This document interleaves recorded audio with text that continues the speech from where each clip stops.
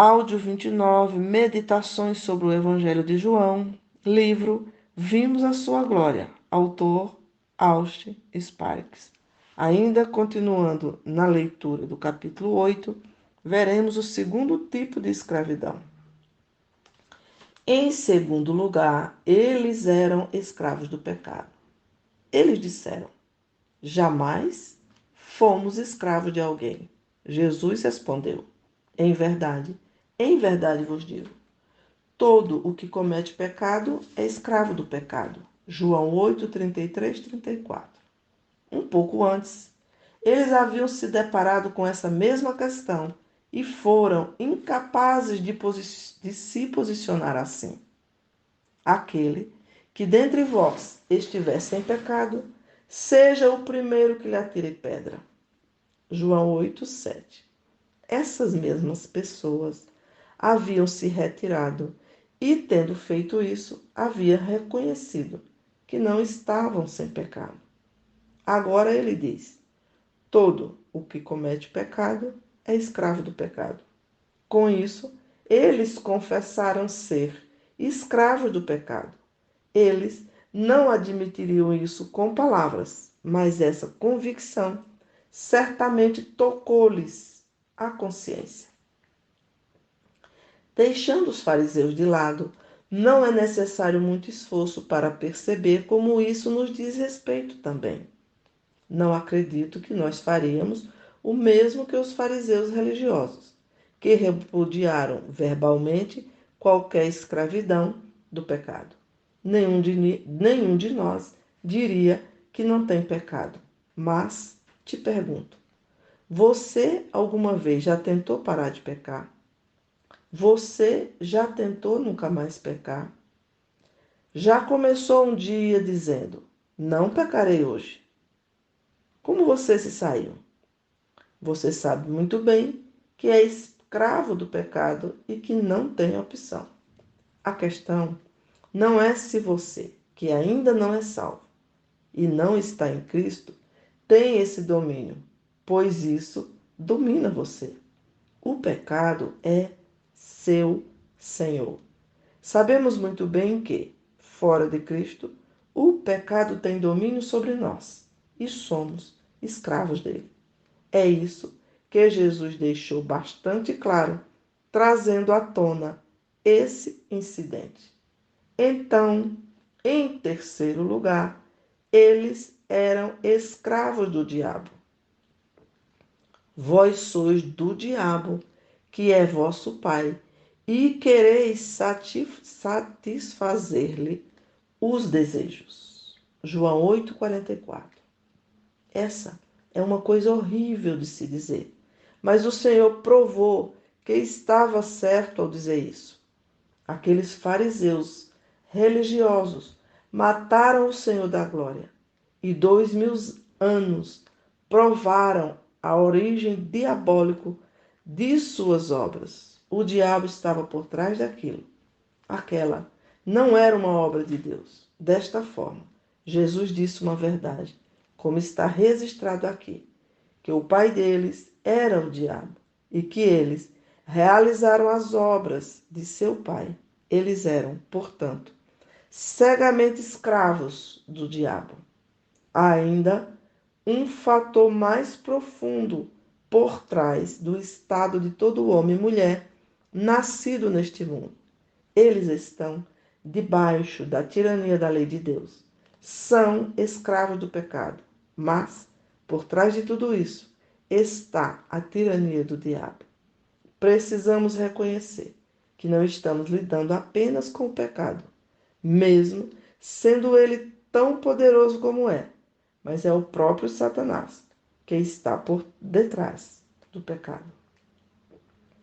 Você não pode enganar o diabo. Você pode até tomar algumas precauções contra o pecado, mas logo descobrirá que não está lutando contra algo abstrato, mas contra uma inteligência sinistra e astuta, que pode fazer você tropeçar, ainda que você não queira que isso aconteça. Ele pode te pegar de surpresa, quando não estiver vigiando, quando estiver cansado e incapaz de se posicionar. Está tudo planejado, pensado e esquematizado. O diabo está por trás desse negócio de pecado, com sua grande inteligência e seu grande poder.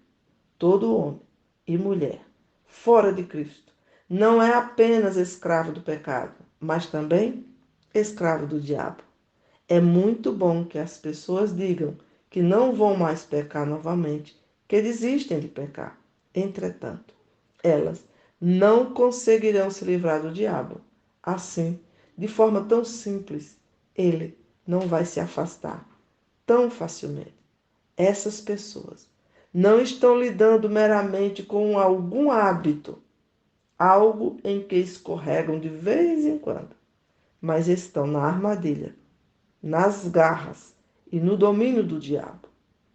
Elas não precisam apenas serem salvas do pecado, mas precisam ser salvas deles.